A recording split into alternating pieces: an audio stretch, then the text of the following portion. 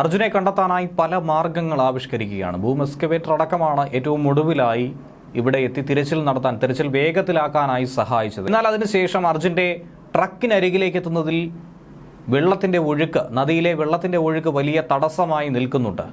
6 മുതൽ 8 നോട്ട്സ് വരെയാണ് നദിയുടെ കുത്തൊഴുക്ക്. അത് കാരണം ഒരു കാരണവശാലും മുങ്ങൽ വിദഗ്ധർക്ക് താഴേക്ക് ഇറങ്ങാനായി കഴിയുന്നില്ല. എന്തിനേറെ പറയുന്നു, ഒരു ബോട്ടിന് പോലും അവിടെ പിടിച്ചു നിൽക്കാൻ കഴിയാത്ത ഒരു സാഹചര്യം. ഈ ഘട്ടത്തിലാണ് ഒരു ഭീമൻ യന്ത്രക്കൈ അവിടെ ഇറക്കി ഫ്ലോട്ടിംഗ് പെൻഡൂണുകളെ അവതരിപ്പിച്ചുകൊണ്ട് ഒരു മറുമാർഗം അവർ കണ്ടെത്തിയിരിക്കുന്നത്.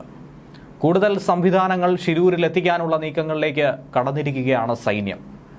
മുങ്ങൽ വിദഗ്ധർക്ക് ഡൈവ് ചെയ്യാൻ സഹായിക്കുന്ന തരത്തിലുള്ള ഫ്ലോട്ടിംഗ് പെൻഡൂണുകൾ തന്നെയാണ് ഇവിടെ കൊണ്ടുവരാൻ പോകുന്നത്. ഗോവയിൽ നിന്നാണ് ഷിരൂരിലേക്ക് ഇവയെ എത്തിക്കുന്നതെന്നാണ് കർണാടക MLA ആയ സതീഷ് കൃഷ്ണ സെയിൽ വ്യക്തമാക്കുന്നത്. അതിശക്തമായ അടിയൊഴുക്ക് വലിയ വെല്ലുവിളി ഉയർത്തുന്ന സാഹചര്യത്തിൽ ഈ കുത്തിയൊഴുകുന്ന നദിയെ മുറിച്ചുകൊണ്ട് പ്രതിരോധ പ്രവർത്തനം മുന്നോട്ട് നീക്കാൻ ശക്തിപ്പെടുത്തുന്ന ഫ്ലോട്ടിംഗ് പെൻഡൂണുകളാണ് ഇപ്പോൾ കൊണ്ടുവരുന്നത്.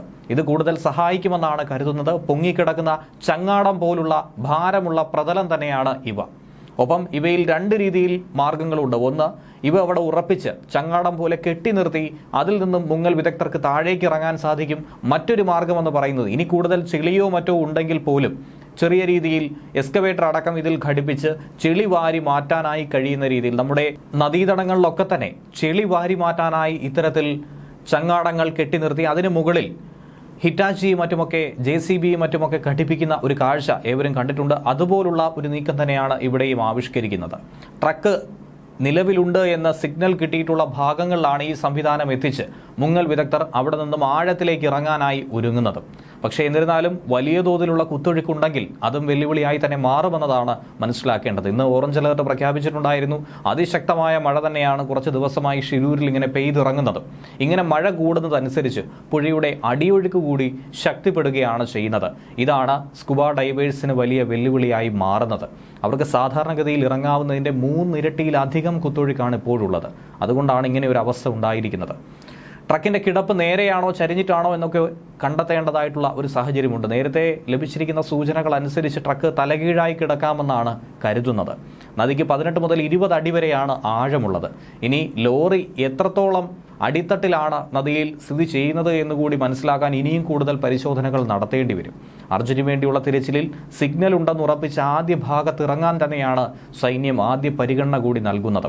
സോണാർ, റഡാർ, ഐബോർഡ് എന്നീ പരിശോധനകളിൽ നിന്നും കിട്ടിയ സിഗ്നൽ അനുസരിച്ചാണ് ഈ സ്ഥലം തന്നെ സ്ഥിരീകരിച്ചിരിക്കുന്നത്. ഈ 3 തരം പരിശോധനയിലും ഏറ്റവും കൂടുതലായി പറഞ്ഞിരിക്കുന്ന ഒരു പോയിന്റിൽ തന്നെയാണ് ആദ്യം തന്നെ ഇറങ്ങുന്നത്. പുതിയതായി ഒരു പോയിന്റ് ലഭിച്ചിട്ടുണ്ട്. അതിൽ പഴയ പോയിന്റുകളെക്കാൾ കൂടുതൽ സാധ്യത കൽപ്പിക്കാൻ നിലവിൽ കഴിയില്ല എന്ന് സൈന്യം പറയുന്നുണ്ട്. ഇതിനുശേഷം നമുക്ക് അവിടെ കൂടെ പരിശോധിക്കാം എന്ന് തന്നെയാണ് സൈന്യവും ചൂണ്ടിക്കാണിക്കുന്നത്. ഇപ്പോൾ ഡെങ്കി ബോട്ടുകൾ ഉപയോഗിച്ചാണ് തിരച്ചിൽ നടത്തുന്നത്. പക്ഷേ ഡെങ്കി ബോട്ടുകൾക്ക് അവിടെ പിടിച്ചു നിൽക്കാനായി കഴിയുന്നില്ല. കാരണം അതിശക്തമായ ഒഴുക്കുള്ളത് കൊണ്ട് തന്നെ മുങ്ങൽ വിദഗ്ധർക്ക് ആഴത്തിലേക്ക് കുതിച്ചിറങ്ങാനുള്ള സൗകര്യങ്ങൾ വളരെ കുറവ് തന്നെയാണ്. ഇനി ഡെങ്കി ബോട്ടുകൾ അവിടെ നിർത്തിയിടുകയാണെങ്കിൽ അതിശക്തമായ ഒഴുക്ക് മൂലം ബോട്ട് പലയിടത്തേക്കും ഗതി തെറ്റി ഒഴുകിപ്പോകുന്ന ഒരു കാഴ്ചയും കാണാൻ കഴിയുന്നുണ്ട്. വലിയ അടിയൊഴുക്ക് തന്നെയാണ് ഇതിന് വലിയ വെല്ലുവിളിയായി നിൽക്കുന്നതും. ഇതിനെ മറികടക്കാൻ ഫ്ലോട്ടിംഗ് പെൻഡൂണുകളല്ലാതെ മറ്റൊരു മാർഗവും നിലവിലില്ല എന്ന് സൈന്യവും വ്യക്തമാക്കുന്നുണ്ട്. ഗോവയിൽ നിന്ന് ഇത് കൊണ്ടുവരുന്നുണ്ട്. ഇതിനോടകം തന്നെ യാത്ര തിരിച്ചു എന്നാണ് മനസ്സിലാക്കാനും കഴിയുന്നത്. പുഴയ്ക്കടിയിലുള്ള ഓരോ ലോഹ വസ്തുവിൻ്റെയും സാന്നിധ്യം ഡ്രോൺ പരിശോധനയിൽ കണ്ടെത്തുന്നുണ്ട്.